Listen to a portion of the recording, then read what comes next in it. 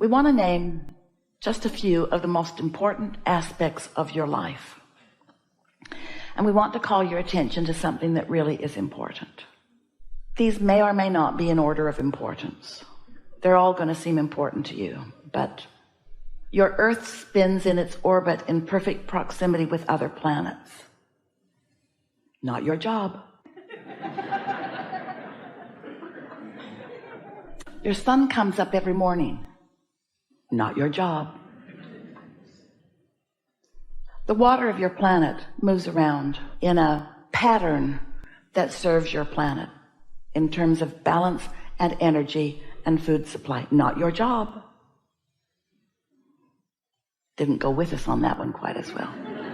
Your blood pumps through your body while you sleep. Not your job. You're not as impressed with these things as we are. We want you to begin putting, for a little while, everything that is important to you in the category of not your job, meaning not your action-oriented job. We want you to understand that there is a broader perspective that is moving things and keeping things in balance, and that the population of your planet is something that is tended to from non-physical consciousness perspective. That so much about what you are living here was set into motion even before you got here.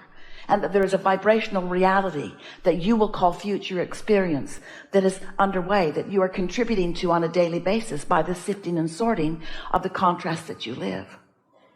So just for a little while, we're not asking you to withdraw from life. We're not asking you to not have fun measuring yourself with others.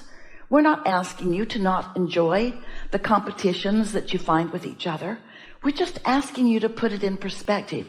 We're just asking you to acknowledge that there is an energy that creates worlds, a consciousness flowing energy that creates worlds, that comes from what some want to call God. We call it source energy, or your inner being, or the non-physical part of you, that is working for you because you are blessed and deserving, not against you ever. And you feel the offness of it, that you give birth to a rocket of desire that is then understood by this energy that creates worlds.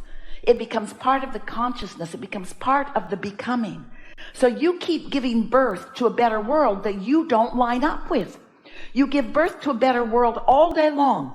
You give birth to more peace. You give birth to more prosperity. You give birth to more abundance of all manner. You give birth to all kinds of things by your exposure to it, through your personal exposure with one another and through the media or your televisions or whatever.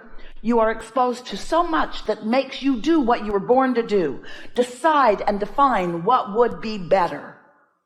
But then you don't go to what's better because you keep focusing upon the problem that you've been exposed to. We want you to step back just for a little while. Try it for a month. People say, "What are you doing?" "Nothing." "No, really, what are you doing today?" "I'm going to daydream." "What?" "Yeah. I'm going to go sit by the lake or sit by the fireplace. I'm going to put my feet in the water." "Aren't you going to go to work?" "Yeah, but I'm not going to focus like I usually do." "I'm going to tap into my true power."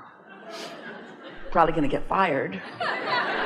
No, I have enough reserves going. I can go through the motions of what they need from me while I dominantly daydream. I can daydream at night. I can daydream on the way to work. I can daydream on my lunch hour. I can daydream. My mind can wander into the good things of life. I can predominantly daydream. "What are you doing?" "Nothing." "You can't be doing nothing." "No, really, I'm not going to do anything for a while." "What?" "I'm not going to do anything for a while." "Nothing?" Hardly. I'll probably get dressed. Take an occasional shower. I'll eat. And I'll show up. But I'll be different. Because I'm showing up in my wholeness. I'm showing up in my expecting good things to come to me. I'm showing up expecting inspiration to come to me in such a timely way that I can shoot a basket from mid-court and on a buzzer beater win the championship. I can do that.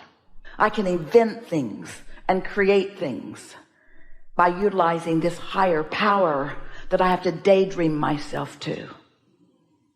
I'm no longer going to hold myself in practical defiance of my true power. So we're just saying that when you get the hang of this, the power of a non-resisted thought is a comparison of like an atomic bomb to a firecracker. The relationship of the energy and the movement of the energy within it, the power of a non-resisted thought. Try it. Try it just a little.